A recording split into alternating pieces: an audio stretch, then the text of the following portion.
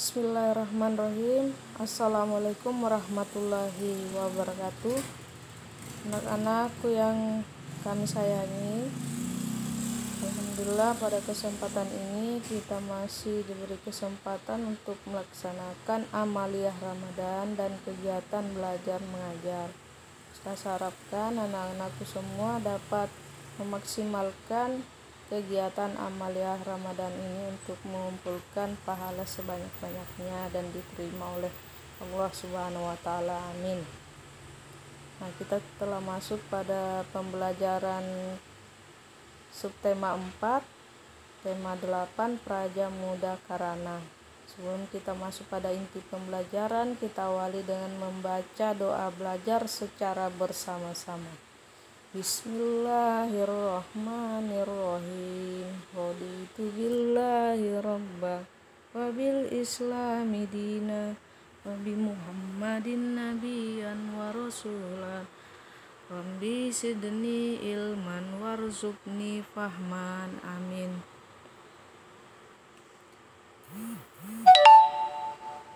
Muatan Bahasa Indonesia KD 3.7 Pembelajaran 1. Aku suka berkarya.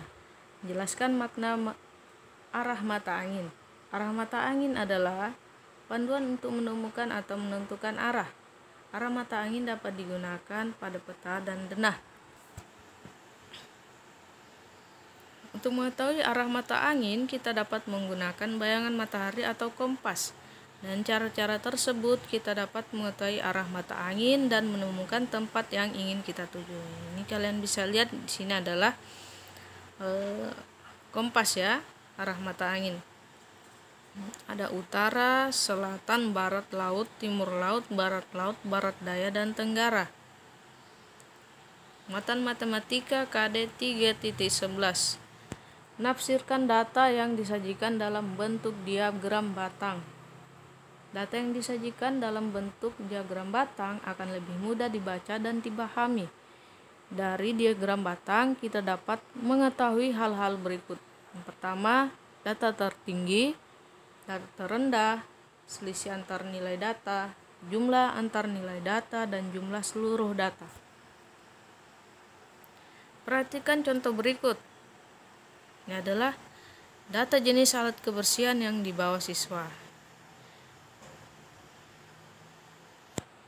Yang vertikal ini menjelaskan bahwa banyak alat yang dibawa. Ini adalah jumlah dari keseluruhan jenis alat kebersihan yang dibawa siswa. Ada sapu lidi, jumlahnya adalah 4. Sapu ijuk, jumlah yang dibawa adalah 10. Kain pel, jumlah yang dibawa ada 8. Sedangkan kain lap, jumlah yang dibawa ada 12. Dari diagram di atas dapat diketahui hal berikut. 1. Jenis alat kebersihan yang paling banyak dibawa oleh siswa adalah kain lap. Yang kedua, jenis alat kebersihan yang paling sedikit dibawa oleh siswa adalah sapu lidi. Kemudian yang ketiga, selisih banyak sapu lidi dan sapu ijuk yang dibawa siswa adalah, tinggal kita kurangkan, jumlah sapu lidi ada, jumlah sapu ijuk adalah 10 dikurangkan dengan jumlah sapu lidi 4.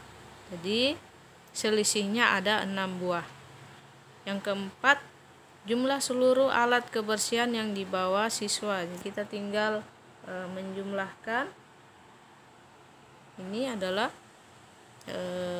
banyaknya sapu lidi, sapu ijuk, kain pel, dan kain lap sehingga menghasilkan alat kebersihan. Total alat kebersihannya adalah 34 buah.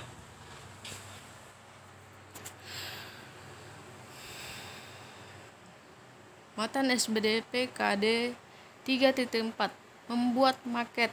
Maket adalah model atau miniatur dari suatu benda atau suatu wilayah. Maket dibuat dengan teknik potong, lipat, dan sambung. Maket biasanya terdiri dari alas bangunan dan atap. Bangunan maket biasanya terdiri dari kertas karton tebal. Kalian lihat di sini adalah contoh miniatur rumah atau maket suatu bangunan berbentuk rumah. Bangunan yang dibentuk dapat berupa bangunan apapun seperti rumah, sekolah, atau gedung kantor.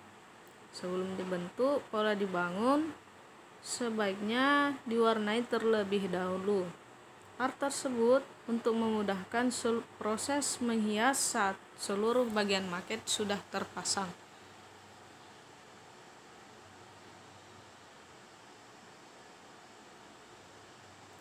Muatan Bahasa Indonesia KD 3.7 menentukan informasi tentang arah mata angin. Salah satu alat yang digunakan untuk mengetahui arah mata angin adalah kompas. Selain menggunakan kompas, kita dapat menentukan arah mata angin dengan menggunakan arah terbit dan tenggelam matahari sebagai acuan. Informasi tentang cara menentukan arah mata angin dapat kita peroleh dari teks yang ada di buku pena kalian. Setelah membaca teks, kamu dapat menjelaskan bagaimana cara menentukan arah mata angin dengan menjawab pertanyaan yang diberikan. Lanjut lagi pada muatan PPKN KD 3.1. Pengamalan Pancasila dalam kehidupan sehari-hari. Pancasila merupakan negara kesatuan Republik Indonesia. Kehidupan berbangsa, bernegara, seluruh rakyat Indonesia berpedoman pada Pancasila. Kebiasaan gotong royong merupakan nilai-nilai luhur yang terdapat pada Pancasila. Kita harus menjaga dan melaksanakan nilai luhur tersebut dalam kehidupan sehari-hari. Menuliskan informasi berdasarkan gambar denah. Gambar denah perlu dilengkapi dengan arah mata angin. Denah yang digunakan hanya untuk menunjukkan lokasi di luar ruangan. Denah juga dapat digunakan untuk menunjukkan posisi benda-benda yang ada di dalam ruangan. Jadi fungsinya denah ini banyak ya. Berikut contoh gambar denah perkemahan dengan 8 arah mata angin. Ini ada pohon, MCK atau WC, tenda, air minum, meja makan, tungku, air minum. Lanjut pada muatan matematika, menyajikan data dalam bentuk diagram batang. Data yang telah terkumpul dapat disajikan dalam bentuk diagram batang. Pada diagram batang, data disajikan dalam bentuk batang-batang. Pada diagram batang, sumbu mendatar menyatakan jenis data. Ini yang disebut dengan sumbu mendatar ya. Dan sumbu tegak menyatakan nilai pada setiap data. Ini adalah sumbu tegak, ini dinamakan sumbu tegak. Setiap batang dibuat dengan tinggi yang sesuai dengan nilai data-data tersebut. Jadi kalian menuliskan dulu angkanya ada berapa, kemudian untuk nilainya bisa kalian beri garis-garis putus-putus yang sesuai dengan banyaknya siswa di sini.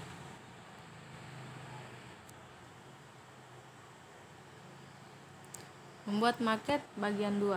Maket dapat digunakan untuk menggambarkan suatu benda atau wilayah tertentu.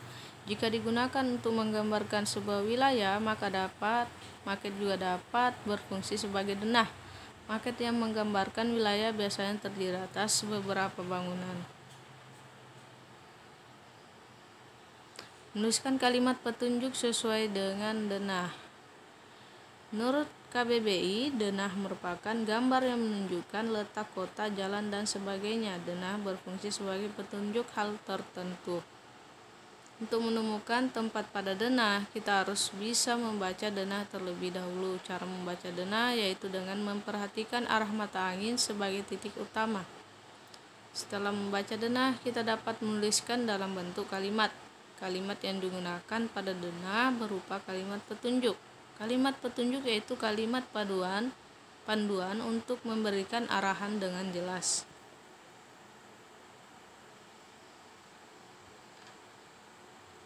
Pengamalan sila pertama Pancasila dalam kehidupan sehari-hari.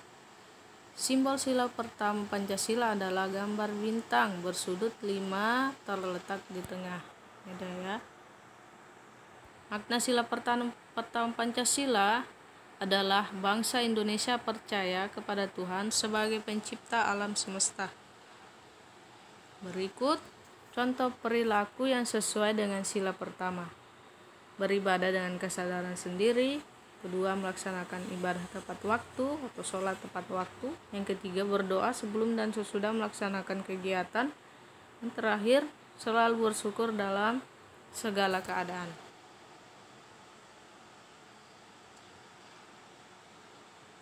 Pengamalan sila kedua pada Pancasila dalam kehidupan sehari-hari. Nah, sila kedua ini dilambangkan dengan wujud rantai. Dalam kehidupan sehari-hari kita juga saling menolong antar teman, saling menghargai dan saling menolong antar teman merupakan wujud pengamalan sila kedua Pancasila. Bisa kalian lihat di sini, ini adalah gambar anak-anak sedang melaksanakan kerja bakti atau gotong royong secara bersama-sama. Kita doakan mudah-mudahan kita dapat berkumpul di sekolah melaksanakan kegiatan seperti biasanya, seperti bermain, belajar bersama teman-teman.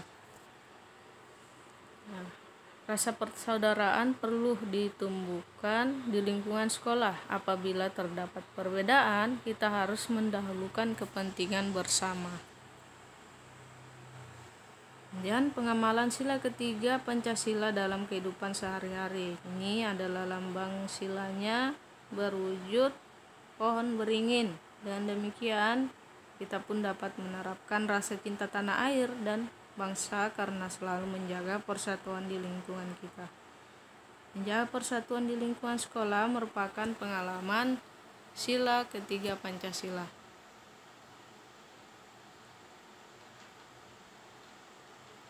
Dan lanjut dari matematika, membaca data pada diagram gambar. Diagram gambar adalah diagram yang menggunakan gambar untuk menyatakan suatu data. Satu gambar dapat mewakili satu atau lebih data. Dari diagram di samping diperoleh informasi seperti berikut. Ini adalah diagram gambar. Yang pertama adalah nama siswa, kemudian tanda-tanda kecakapan khusus. Nih, informasinya sebagai berikut. Yang pertama, Beni dan Dina memiliki 4 tanda. Beni ada 4 tanda, Dina juga memiliki 4 tanda. Yang kedua, Dedi memiliki 2 tanda kecakapan khusus. Karena Dedi dia mempunyai 2 bintang. Komang dan Fitri masing-masing memiliki 3 tanda kecakapan khusus. Komang dan Fitri ada 3. Ini adalah cara membaca diagram gambar. Kemudian lanjut pada muatan bahasa Indonesia KD 3.7, menggambar denah. Denah merupakan gambar petunjuk atau untuk menemukan letak suatu tempat, jalan, dan sebagainya. Denah biasanya dilengkapi dengan arah mata angin untuk memudahkan kita menemukan tempat atau jalan yang ingin dituju. Denah tidak hanya menunjukkan letak tempat atau jalan, denah juga dapat kita gambar sesuai dengan fungsinya. Menjelaskan posisi suatu tempat pada denah. Denah memudahkan kita untuk menemukan suatu tempat atau jalan menuju suatu tempat. Nah, biasanya itu kalau kita lihat petunjuk yang ada di kartu undangan itu biasanya dijelaskan denah atau suatu tempat atau acara yang akan kita tuju. Biasanya petunjuk tersebut ada di kartu undangan orang tua kalian. Untuk membaca denah kita harus memperhatikan keterangan dan gambar dalam keadaan dengan teliti.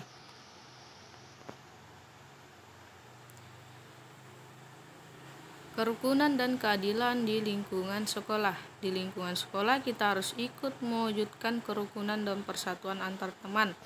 ketika terjadi perbedaan, kita harus mendahulukan kepentingan bersama. Makna sila keempat Pancasila adalah ciri khas bangsa Indonesia menyelesaikan masalah bersama dengan musyawarah untuk mencapai mufakat. Putusan yang diambil dari musyawarah harus memberikan keadilan bagi kepentingan bersama. Keadilan dapat dicapai bila kita menjaga keseimbangan antar hak dan kewajiban.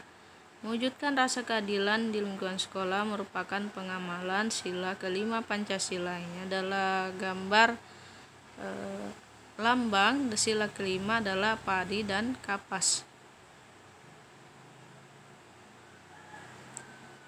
Menyajikan data dalam bentuk diagram gambar. Langkah-langkah membuat diagram gambar berikut. Yang pertama, tentukan banyak setiap jenis data. Yang kedua, tentukan gambar yang sesuai untuk mewakili data. Yang ketiga, tentukan banyak data yang akan diwakili setiap gambar. Yang keempat, sajikan diagram gambar sesuai dengan data. Nah, yang pertama itu ya, misalnya ini adalah diagram gambar.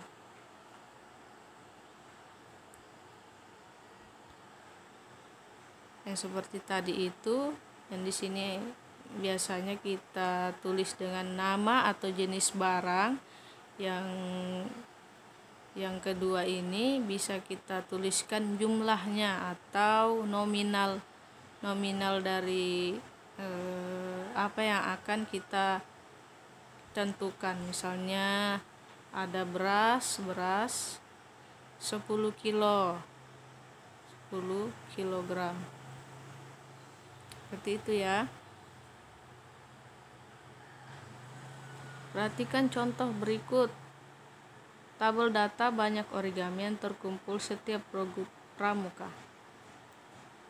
Nah, pada tabel pertama dinyatakan dalam nama regu banyak origami yang terkumpul.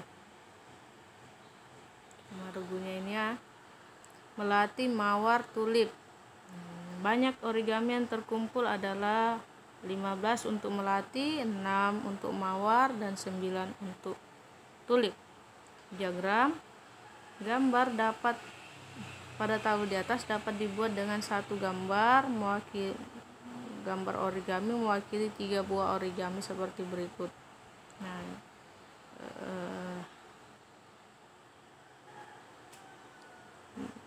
nama regu melati, mawar, tulip. Banyak origami yang terkumpul adalah berapa buah? Ini satu gambar origami mewakili 3 buah origami. Gitu ya. Nah, ini satu gambarnya ini mewakili 3, jadi 5 dikali 3 adalah 15 untuk melati. Sedangkan mawar dia di sini ada 2 gambar origami, jadi 3 kali 2 6 untuk mawar. Nah, sedangkan origami untuk tulip ini ada jumlahnya ada 3, jadi 3 dikali 3 adalah 9. Nah, sekian penjelasan Ustazah. Semoga anak-anakku semua dapat memahami apa yang Ustazah sampaikan, dan apabila ada kekurangan mohon dimaafkan, dan kalian bisa bertanya langsung kepada ustazahnya untuk penjelasan yang lebih rinci atau ada yang ingin kalian tanyakan. Saya akhiri dengan ucapan billahi fi sabilil haq fastabiqul khairat. Assalamualaikum warahmatullahi wabarakatuh. Selamat belajar anak-anakku sekalian. Semoga kalian mendapatkan nilai yang terbaik dari hasil belajar yang kalian usahakan. Amin.